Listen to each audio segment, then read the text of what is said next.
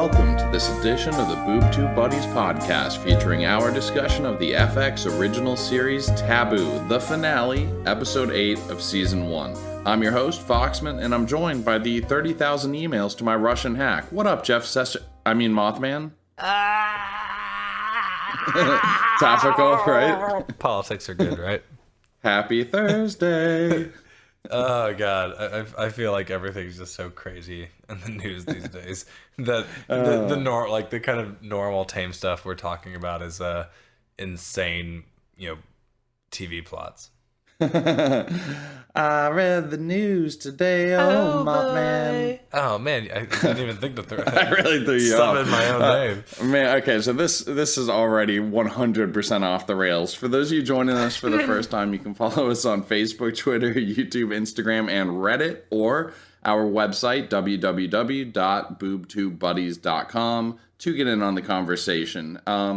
So, Mothman, do you think that we should go ahead and kick over to our first segment of the evening? Yes, but before we do, I just have one kind of observation I just made in my mind, and I wanted to share it with the audience. Snap. All right, let's hear it. Reddit, say Reddit for me. Reddit? When you say Reddit, I think it's just the timbre of your voice. It's very similar to ribbit, like a frog ribbit. Reddit? Yeah, I guess so. I guess I could hear that. And then I have also, it's a really weird observation. Very much so. But I also now, here's like the final piece to my weird puzzle in my head. Can you do like the turntable scratch, like the ricka ribbit? There we go. Okay. Okay. And now for Summon It Up in a Tweet. Oh yeah, we're summon it up, so summon it up. Summon it up, oh yeah, we're summon it up. Oh yeah, we're summon it up, so summon it up. Summon it up and up. Tweet. All right, so off to the weirdest and wonkiest of starts, my friend. Let's go ahead and get this back on track. What you got for me? So can you maybe do me like a nice Latin-inspired beat? Latin-inspired beat? Yeah, so like your typical hip-hop beats. Give me like it's gonna sound pretty similar to any other beat I've ever done for you. Okay, it's fine. Just give it your best. Oh god, that is good. A master plan that involved... I lost it. Okay. A master plan that involves sacrifices by all. Delaney escapes while the strange gets his comeuppance. The slaves avenge and Brace is broken. It didn't rhyme. Why does that need a hip-hop beat or any sort of beat? It needed no beat whatsoever, but I just really wanted to hear you do a Latin-inspired beat. And I'll say, you kind of nailed it. It was good for a second. Yeah. All right, so let me do my summon it up in a tweet, which is woefully lacking compared to that one. The season's over. Maybe the show. What happened to Sister? We still do not know. We do know that Sir Stewie did blow up and away, so it goes. And that is summon it up in a tweet.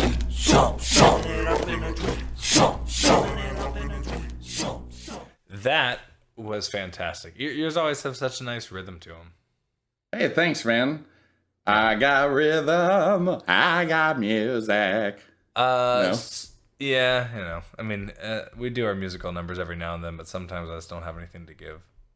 Sometimes I've crossed the line. All right, so let's go ahead and jump into this. So this is the finale of the first season and possibly the show. What did you think? Scale 1 to 10 right off the bat before we even talk a word about the show. I don't know about what my thoughts are on the final episode. I think where the whole season landed for me was a 7. Okay, that is literally exactly what I was thinking.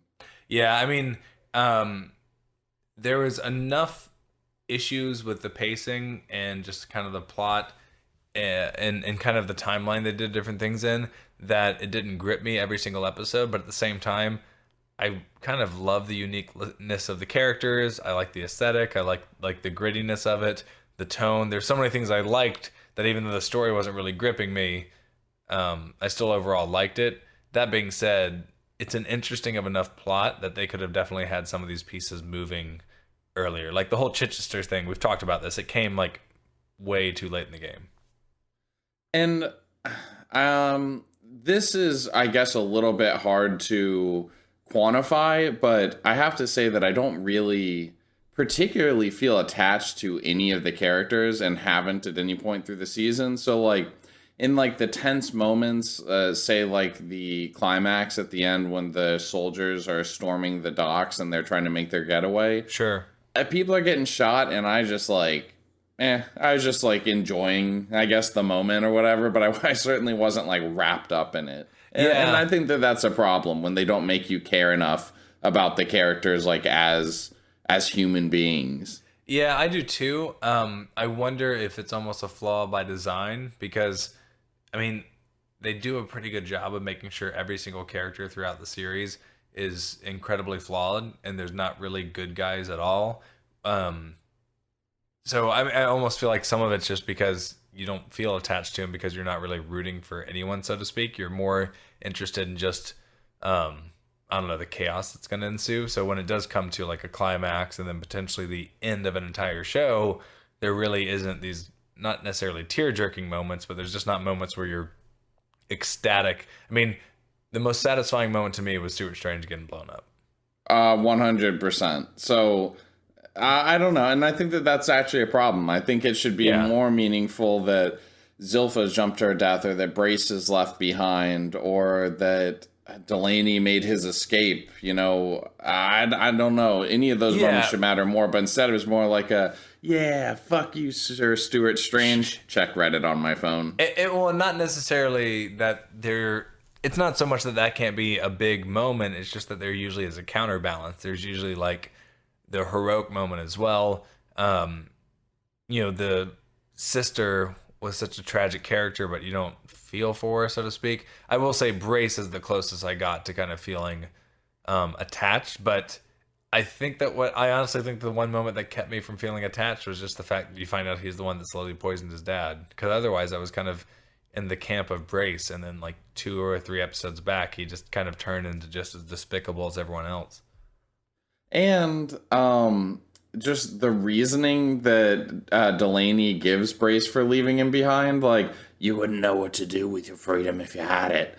It's like, that just doesn't do enough for me. It should be more of like a punishment for what he did to his dad or something. That would, to me, just have more of an impact. But saying that he wouldn't know what to do with his freedom because he's always served somebody and now they're going to the land of the free so he can't come, that just like doesn't track well for me. Well, I mean, I don't know that it doesn't track well for me. I think it's just a dick move, and it's just another thing with like, man, there's just not a character who you really like. Yeah. Anyway, okay, so let's start making our way through the episode a little bit and kind of parsing it through like some of the different scenes. So I will say the image of Zilpha jumping off the bridge with London in the background, she's jumping into the River Thames. Very beautiful. Yes, she jumped into the opening credit scene. Yeah, basically, yeah. And then you see, I think probably that exact same shot again towards the end. Yes, yeah, where she's just like, it's as she hits the water. So they don't really confirm that fall broke her neck or anything, but I mean, she definitely was trying to kill herself. That's the way that Delaney leaves it. Yeah, but because of what happens between he and the mother-in-law, where he's talking with her at that one point, saying like, I would feel her if she was dead, you know, and he's basically like, they're making you think that she's alive. Don't you think? Because he's not really seeing her spirit and stuff. She's not singing to him, as he puts it. Yes. I mean, I feel like some of what transpired throughout the show is that he has a lot of these weird rituals and he kind of puts faith in them, but you never see their actual, like, what they actually cause. Do they work? Do they not work? So I could absolutely take it as he's trying to like leave it open as a cliffhanger. She's alive, I would feel her. But I also felt that, you know, the mother-in-law is just looking at him like, you know, poor man. None of that stuff's true. Like, you wouldn't feel her. She fucking killed herself. Like, you know, that's just so muddy for a finale. I thought that this was supposed to be a limited series, like that there's a possibility for a season 2, but it was intended to be a self-contained story. Because that to me isn't not a satisfying ending to the sisters' plot arc. Yeah, I mean, I don't know. It's not something that would throw the show for me. I think more importantly is the whole like feud with the Crown, the East India Company. But it's also a weird thing not to put an actual bow on. You know, I would feel like if you're trying to leave things up in the air, you would maybe completely tie off the chapter with incest that, you know, makes him not as likable, and then maybe leave open the fact that, I don't know, some of Strange's key men are still alive and might want revenge or something like that, you know? Here's one other thing that I have as a complaint. Maybe you totally disagree. But for me, there is so much reference put back to his time spent in Africa. Oh, my biggest thing is they never went to Africa. At all. There's nothing. It may be like a scattered, frantic vision that he'll have for a moment, but nothing to really give the audience anything of substance. And it's like, it looms so heavy in his character's development, like why he is the way that he is. And we get nothing but a few token lines, like when he's talking to Strange and he says, I participated in darkness or something, you know, like that you could only dream of. And that's it. That's all that you get. And then the moments on the, what's the name of the ship? The Cornwallis? Yeah, Cornwallis is what it was called then before it changed names to something, but...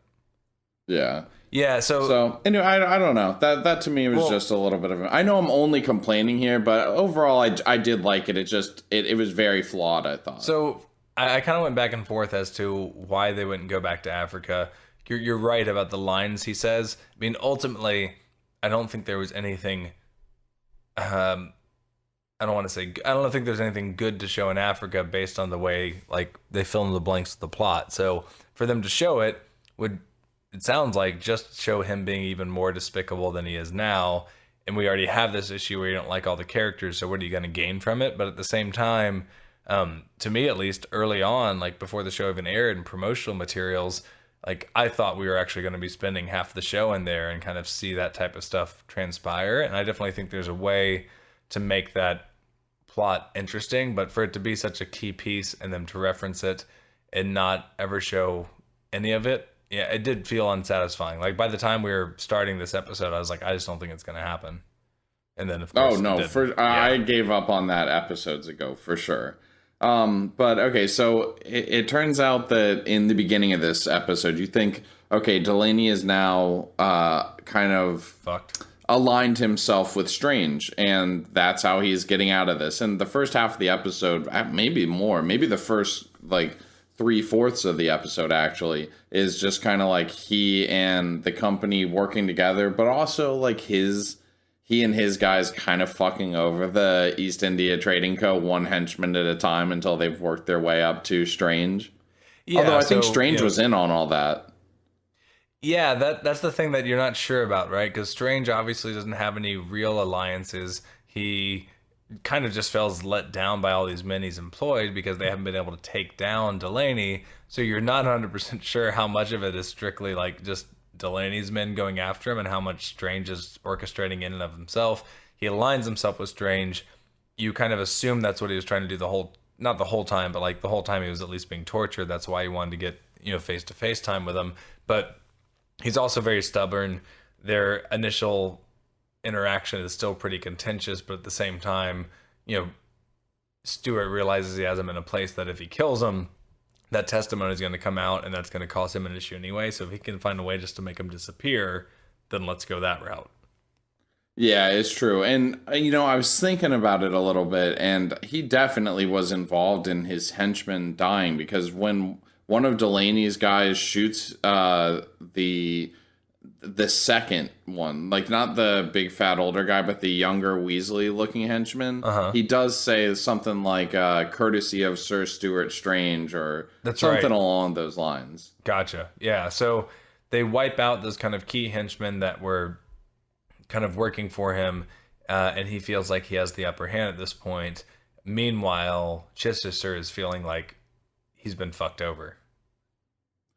Oh yeah, for sure. Well, I mean, obviously in the end everything works out, but yeah, throughout the episode I'm like, well, that kind of fucking sucks that they even had him in here, and he really is probably one of the only, if maybe the only, like truly good adult in the show, like setting aside like Winter and then like the other kids and stuff, but like he has like a noble cause. He wants justice, as he keeps talking about. But when the first lackey dies, I thought that scene could have had a little more oomph to it. When Atticus just like shoots the dude in the head. Yeah, when they're basically, they've set up like their little ambush.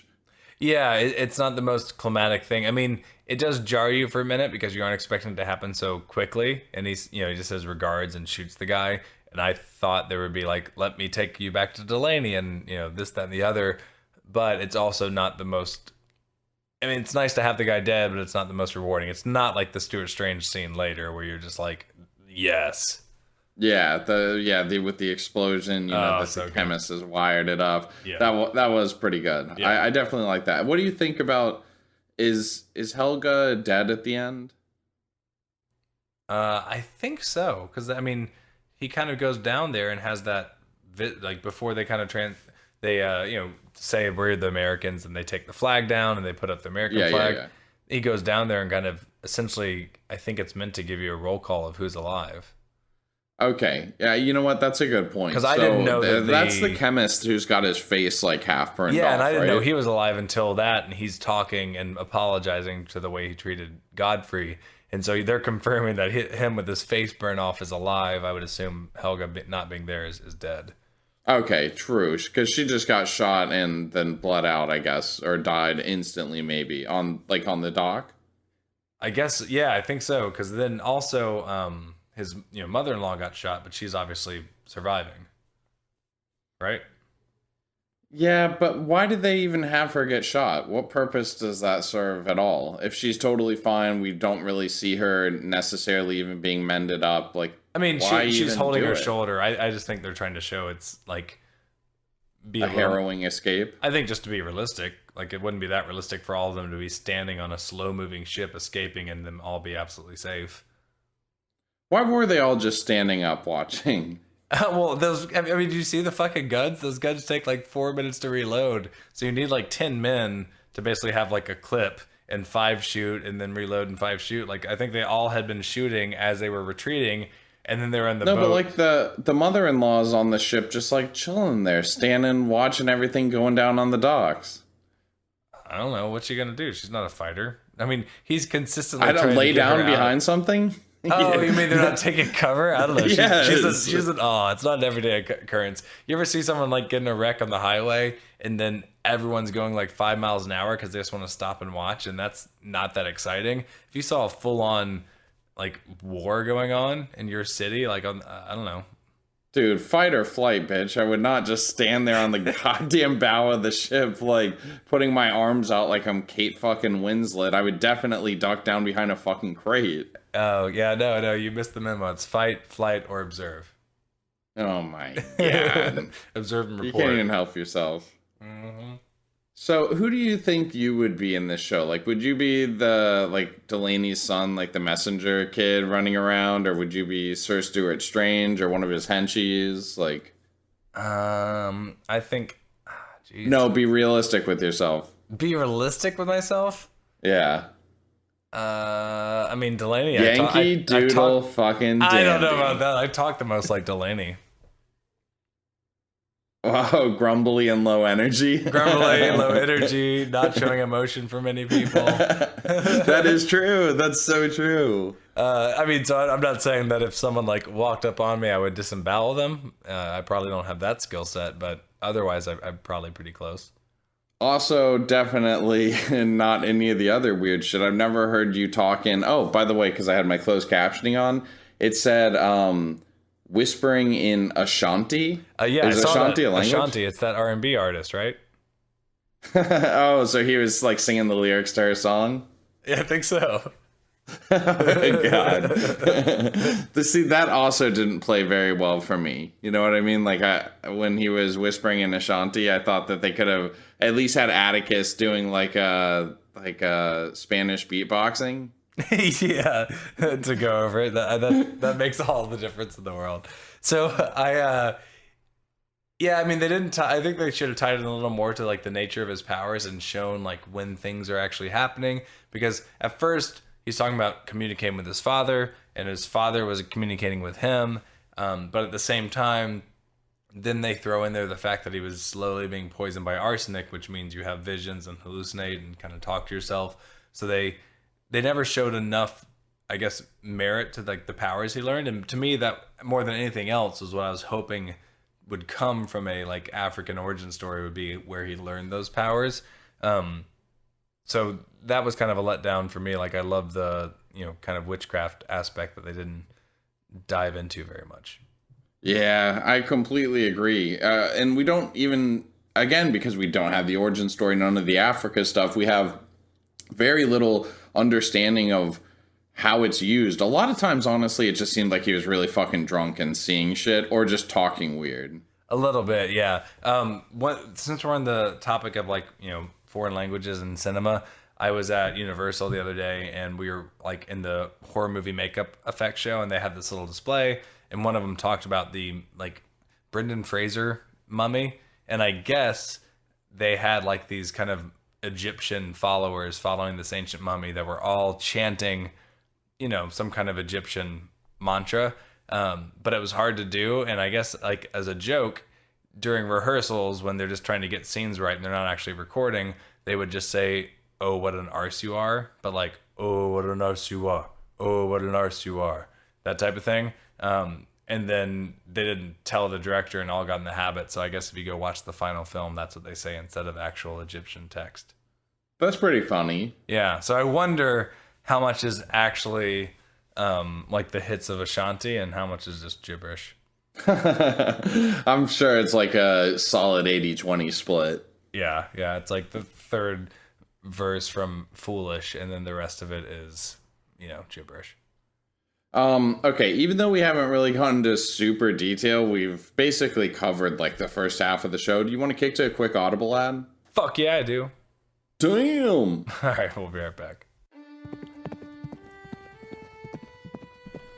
Whoa there, little buddies. Gus McFoxman here. Welcome to your Every Desire Realized is brought to you by the good fellas at Boob Tube Buddies. They're cooking up new dick and fart jokes as we speak. Me? I'm just over here enjoying this book, Lonesome Dove, one of the great classic Western tales. A whole damn series to be precise. Watch your step there, partner. This is so stupid. Shut the fuck up, Mothman. I'm doing this, goddammit. Sorry about that.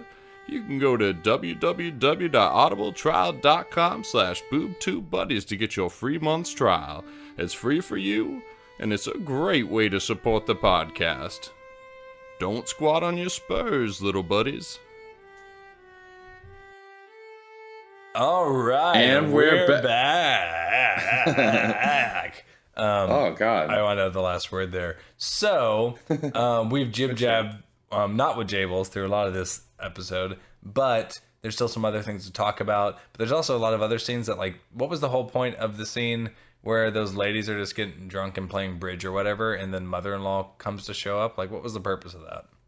I think just to show what a badass the mother-in-law is. Like, to me, that scene had very little bearing on the episode, and everything else could have occurred exactly like it did anyway, because it's not like we see the entire machinations unfolding of how this plan was created and executed. We're just getting patchwork pieces of it anyway, so any one of those things could have just not occurred.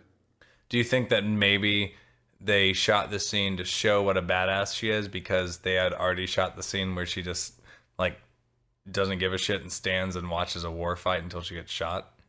You're a funny guy. Like, we haven't really built her up as a badass. As a matter of fact, Delaney's constantly saved her. Let's give her this one scene. I would have liked also to see something happen with Coop, because we talked about Coop, we've seen Coop all season. He's played a relatively pivotal role, more so even than the Prince Regent, for sure. And then all that ends up happening with him is he does a shitty job, I guess, of prosecuting Delaney, and then he goes back to the Prince Regent, who says, "Fuck this, fuck that, fuck you, fuck Mothman, I want him dead."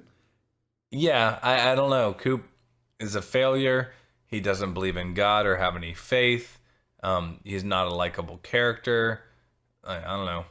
I feel like I would have enjoyed it more if the Prince Regent was running around the episode doing all this his own bidding. I mean, I guess that's true, but his makeup's so goddamn distracting. Like, I can't even look at him. This episode, since you got like a close up on his waddle as he's yelling, "Fuck this, fuck that, fuck the other," you realize it doesn't move at all. Like, it's a lot more obvious that it's prosthetic. Definitely, yes. Everything on his face is tight as a fucking light bulb. A little bit. It's like, I don't know. It's like he went into the the plastic surgeon and says like, "Hey, I want you to do all this work, but make sure you make me hideous."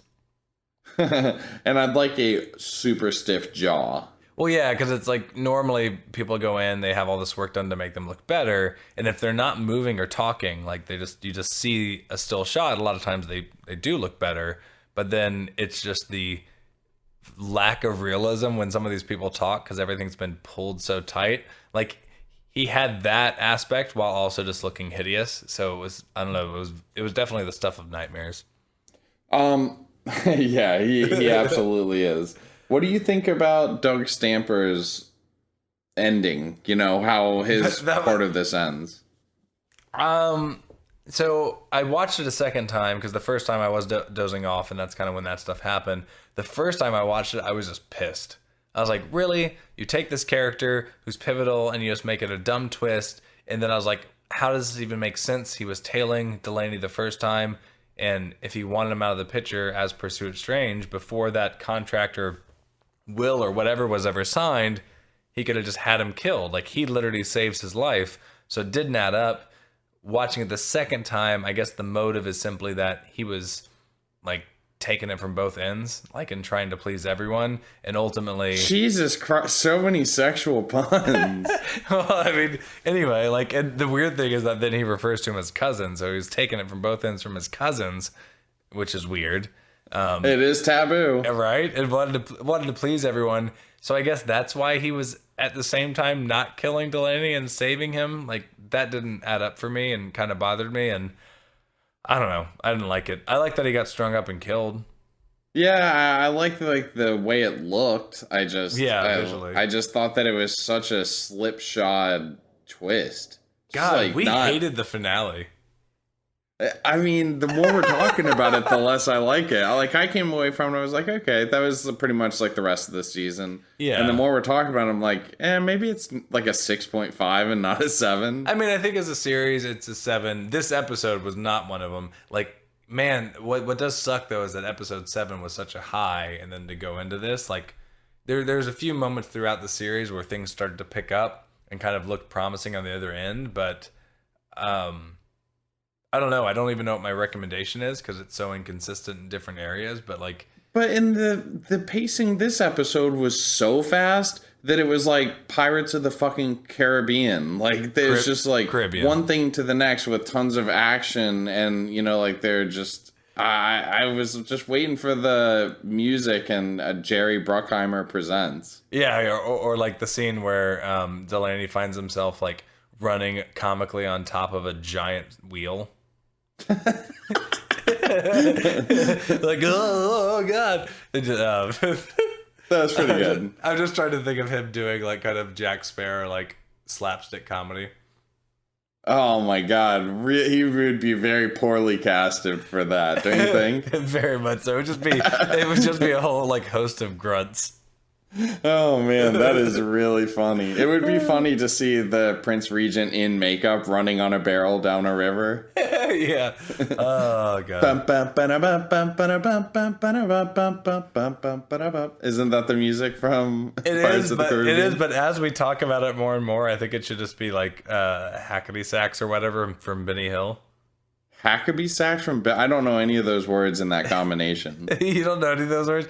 Okay, well then give me 1 second and you're gonna hear it. The actual theme, I think, is called hackety sax. You ready? That song. I know that song for sure. That's pretty good. There's a British comedy show called Benny Hill, and I think the theme is called Hackety Sax or Yakety Sax or something. It's not Yakety Sax, Don't Come Back, but it's something to that. And I just, anytime it's just silly, over the top comedy, particularly if it's British. So, the Prince Regent on a barrel going down the river, that music would be perfect. I would definitely watch that. I wish that they'd sub that in the place of that terrible scene in The Hobbit. Do you remember the barrel fucking scene in The Hobbit? In The Hobbit, I love The Hobbit start to finish. Oh my god, you like the barrel scene? scenes where they're going down the barrel and there's like all the arrows being shot at and they're surviving? Yes. Oh, I no joke, love that scene. Oh no! Love that scene. It was just, I saw it in the theaters. So did I. I just felt like I was at a theme park. I had such a good time. It just That makes me want to vomit that you like that scene. It literally elevated I'm me to another so level. embarrassed that we are like there is actual audio evidence of this right now. Oh god! At first, I thought it was just going to be some scene that I didn't remember and you somehow hated, but like legitimately loved it and just childlike wonderment as it happened. Hold on. Wait, real quick. Can you cue back up the music and tell me that story again? Because that's what I'm thinking as you're talking about this. Oh god! Somehow I got into some weird Hayman song. I don't understand what's going on. Excuse me? Okay. So that scene in The Hobbit where all the hobbits are going down the river. Music louder. And they're just getting shot at by all the orcs. And then Legolas is shooting. I don't know. It was just badass. I was filled with child. This is very awkward. Legolas? Who calls him Legolas? It's Legolas. Legolas. Whatever. You just said Caribbean instead of Caribbean. Oh, man. Oh, funny And enough, then- Legolas was in Pirates of the Caribbean. And that is funny. And know what else is funny is Nathan and I just did the Legion podcast, and I quoted Jermaine Clement in a beatbox poetry's thing he did, and he calls it tomatoes. So we're just getting all kinds of variants of pronunciation this evening. Oh, wow. I'm really proud of you, man. Good job. Also, for for Boob Tube Buddies listeners, we're based in Orlando, Florida, and Legolas is played by Orlando Bloom. Okay. Cool story, bro. The live audience just clapped. I don't know if you heard that. Oh, okay. Yeah, we For the laugh trivia. track added in. For the trivia bit. Yeah. So, what did you think the last character we haven't gotten to, who I really like the actor, it's just not much ended up happening with him, but what do you think about Atikus? I was going to, for a moment there, I was like, is this like the Countess? Because when we were on break, I didn't know who the Countess was. We had a whole bit. And then I realized you were just saying Atticus, weird to be an asshole. Come on, man. I that liked was on Atticus. topic. The whole time from episode 1 on, I was disappointed it wasn't Russell Crowe. I mean, he is like a poor man's Russell Crowe, but he's a goddamn really good actor. He was just underused, I thought.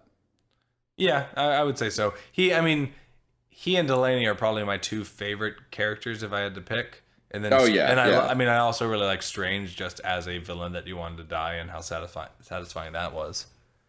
Oh yeah, 100% I agree. And like you said, up until Bryce had admitted to killing Delaney's father, he was one of my favorite characters too. And then that happened, and I didn't care so much that he killed Delaney's father. It just made me go from not liking him to being about as indifferent with him as I was with 70% of the rest of the cast.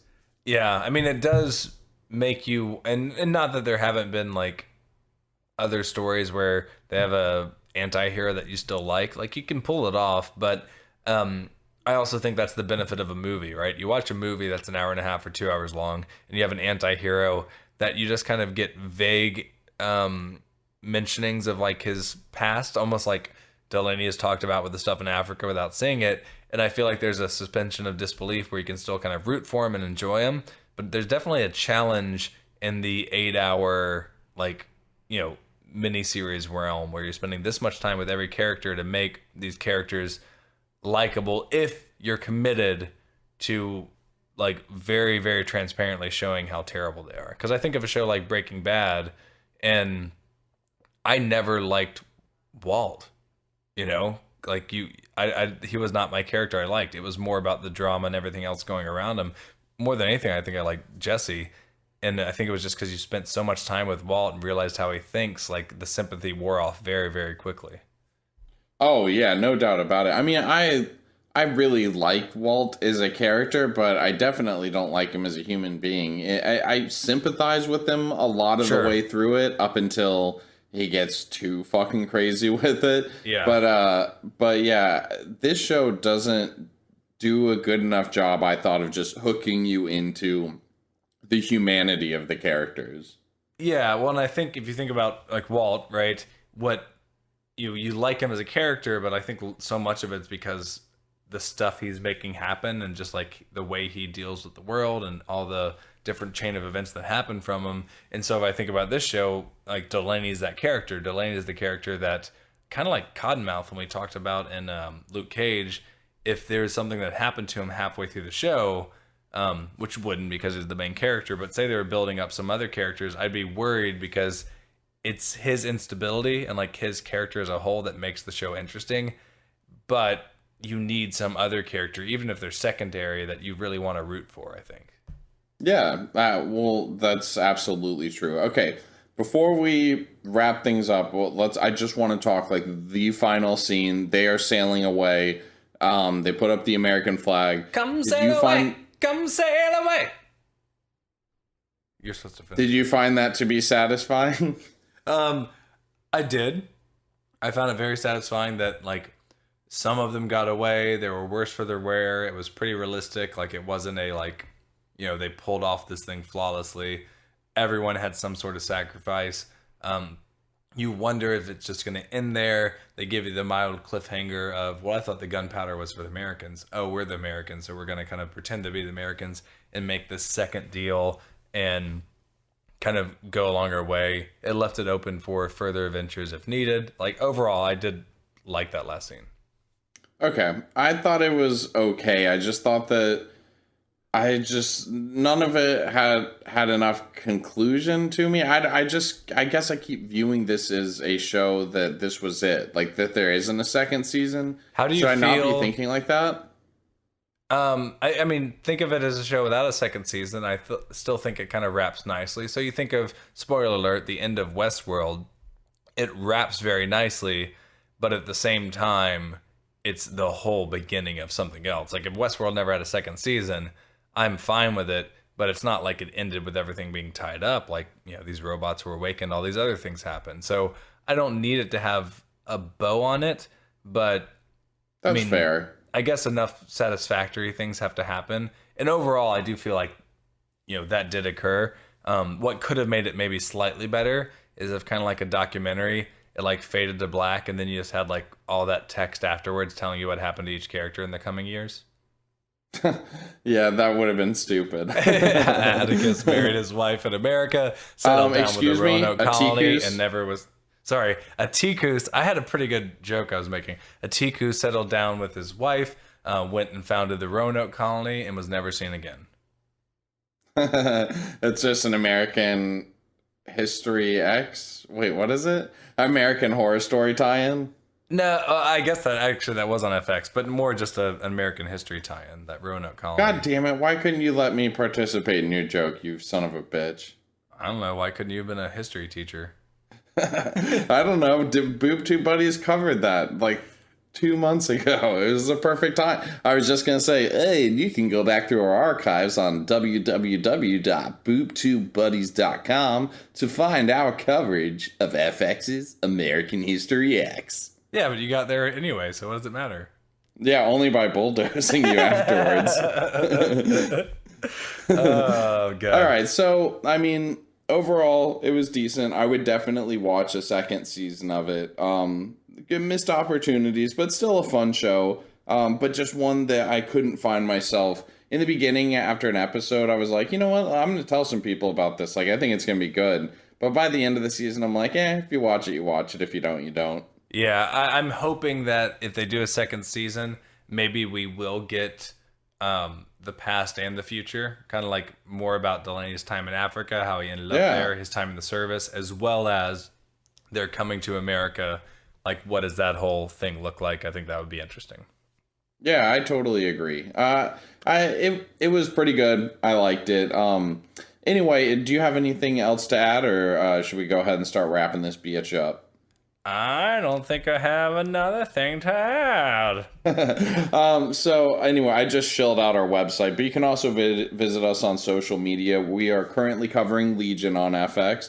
We are doing The Walking Dead. We have Big Little Lies, and starting next week, also the feud with Joan Crawford and Betty Davis. Or I'm pretty sure that's not the title. It's right? Susan Sarandon and Jessica Lange. All right, Mothman. I don't know about you sometimes. So anyway, that's the things that we got going on. Check us out. We just wrapped Black Mirror as well. I'm sure we'll end up probably having like a Logan podcast or something, right? Because all of us are going to end up watching that. Totally want to see Logan. I am so incredibly excited for Kong. Unfortunately, right before I hopped on this podcast, I saw a review from The Guardian that gave it 1 star, but it doesn't fucking matter because I love Samuel L. Jackson, I love John C. Reilly, I love Giant Ape movies, and that'll be a fun one. Oh yeah, no, I mean it looks terrible, but I'm really excited about it too. I really hope that Kong good, rolls down the river on some fucking barrels just so I can see the glee in your eyes. Oh my god, yeah, you want to see Childlike Wonderment? Take me to that movie. I just one of the last movies that went to theaters that I saw multiple times was the Peter Jackson King Kong, but I will have you know that was critically acclaimed. It has an 81 on Metacritic. I'm not crazy. No, is that true? Yeah, that movie is amazing. It's I mean, I enjoy it. I've seen it like 3 times. Or no, it's got Jables in it. Sorry. Yeah, it does not definitely not Rage Cage. Although who knows?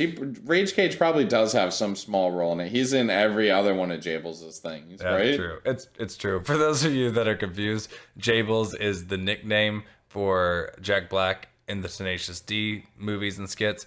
Also is the name that we refer to as our good friend Jables, who's been on. Oh, I didn't even. Of course, that's fucking confusing. Yeah, good point. So yeah, we don't actually have a friend on the show that's also in most Jack Black movies or whatever we're gonna say. Or is Jack Black? Yeah. So okay, this was I'm glad that we picked up this show mainly because there wasn't jack shit else on when this started up, so it gave us something that we could cover, and it was enough to sink our teeth into. It's certainly no Westworld, but I enjoyed doing this with you. If there is a second season, we will definitely be covering it. And we look forward to seeing you guys on the rest of the shows. So, Mothman, without further ado, would you please tie a bow on the season? We'll see you next show, little buddies. We should maybe next week do a best of February podcast.